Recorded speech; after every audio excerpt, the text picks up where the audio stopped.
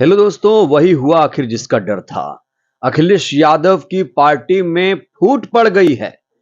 बड़ी खबर यह है कि दारा सिंह चौहान ने पार्टी छोड़ दी है। अब वो बीजेपी में जाने वाले हैं। इसके बाद एक और झटका लगा। आजम खान को 2 साल की सजा सुनाई गई। तो बहुत बड़ा झटका। अब अखिलेश यादव की पीडीए का क्या होगा? पिछड़ा दलित अल्पसंख्यक का जो नारा था उसका क्या होगा?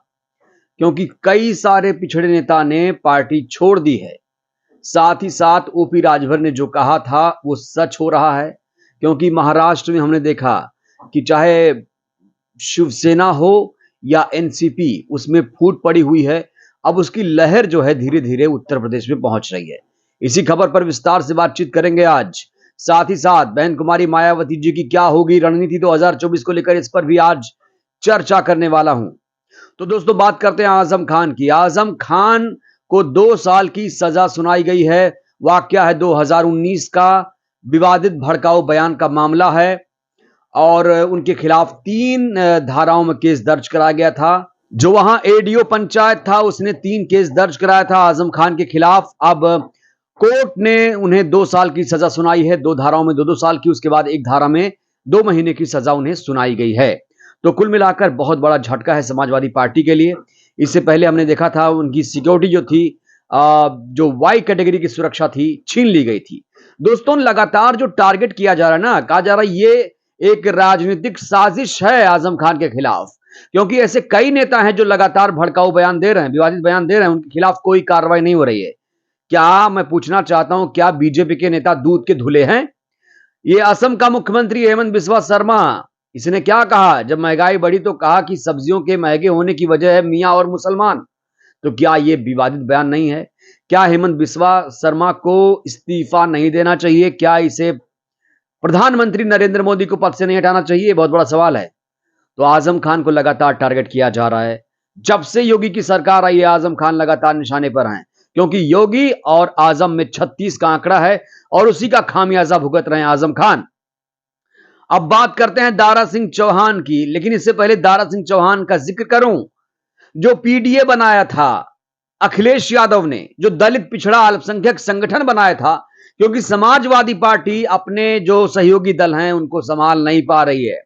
दोस्तों, एक एक करके जो तमाम विधायक हैं, नेता हैं, सहयोगी हैं, जा रहे हैं। दोस्तों, इससे पहले संजय चौहान, केशव देव मौर्य, ओपी राजभर, जो पिछड़ी जाति से आते हैं, अब दारा सिंह चौहान, इन्होंने पार्टी छोड़ दी है। घोसी विधानसभा सीट से ये विधायक बने थे। इससे पहले दारा सिंह चौहान जो ये हैं, इनका जो करियर शुरू हुआ बहुजन समाज पार्टी से शुरू हुआ। लोकसभा सांसद बने, राज्यसभा सांसद बने, उसके बाद इन्होंने बीजेपी ज्वाइन कर ली। 2017 से 19 तक में मंत्री बने। 2022 का चुनाव आया उत्तर प्रदेश का, तो समाजवादी पार्टी का दामन थाम लिया। अब 1-1.5 साल में ऐसा क्या हुआ कि दारा सिंह चौहान ने बीजेपी का दामन थाम लिया? तो कहा जा रहा है कि अखिलेश यादव से उनका जो तालमेल था नहीं बैठ रहा था। देखिए दोस्तों, अगर मैं संजय चौहान का जिक्र करूं तो वो जनवादी सोशलिस्ट पार्टी के नेता हैं। अगर मैं केशव देव मौर्य की बात करूं तो महान दल के वो नेता हैं। महान दल ने ठाना है बहन जी को प्रधानमंत्री बनाना है, ये आपने सुना भी होगा। ओपी राजभर पूर्वांचल से आते हैं और इनकी जो सुहेल देव समाजवादी पार्टी है, ये उसके अध्यक्ष हैं।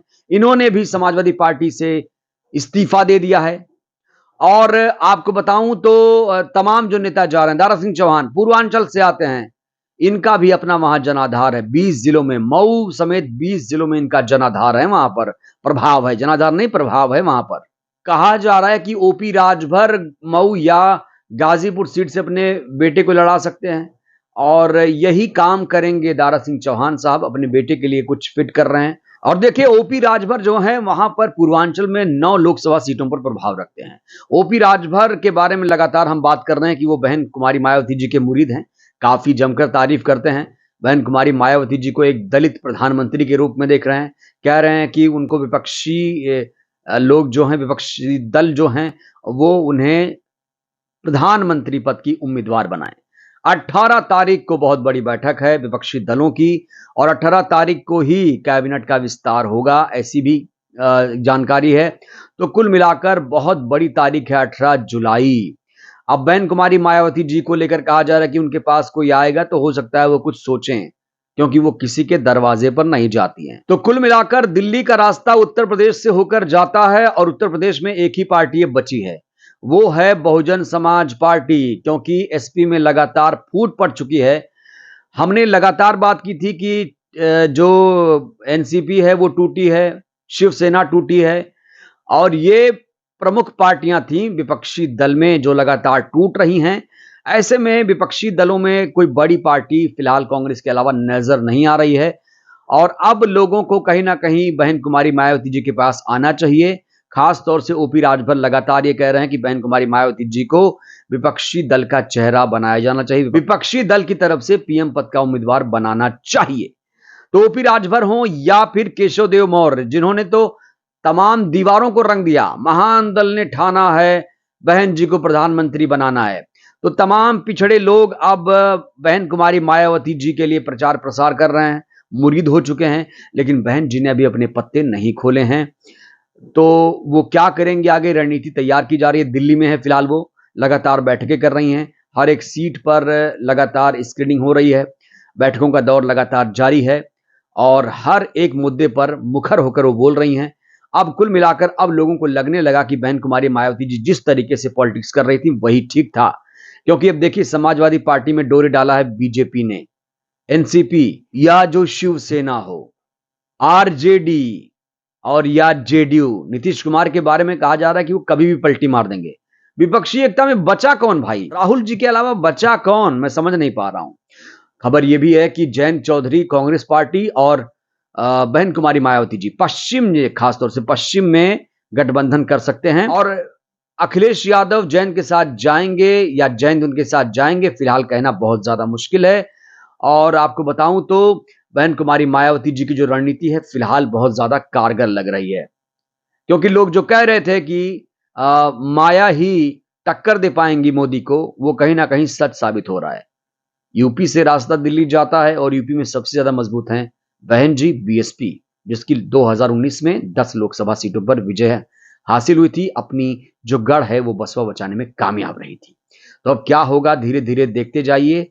सपा में टूट हो गई है, ओपी राजभर और तमाम जो केशव देव मौर्य जैसे लोग हैं वो लगातार बहन कुमारी मायावती जी को चेहरा मानने लगे हैं प्रधानमंत्री पद के लिए, क्योंकि दलित प्रधानमंत्री अभी तक देश को नहीं मिला है। वहीं आजम खान साहब को एक बार फिर से झटका लग गया है। आजम खान साहब के बुरे दिन शुरू हो गए हैं। अब देखिए उनका दिन अच्छा कब आएगा, ये बहुत बड़ा सवाल है। बहरहाल दोस्तों, ये बहुत जरूरी खबर थी, ये जो समीकरण बन रहा है इस पर चर्चा बहुत ज्यादा जरूरी थी, लिहाजा हमने सोचा जो तमाम चीजें इस समय चल रही हैं उसे आप तक जल्दी से जल्दी पहुंचाया जाए, जिससे आप लोग जागरूक हो पाए। तो वीडियो को लाइक करिए, चैनल को सब्सक्राइब करिए, जन जन तक पहुंचाइए, मैं चाहता हूं जिससे बहुजन जागरूक हो। यही हमारा मिशन है। जय भारत, जय संविधान।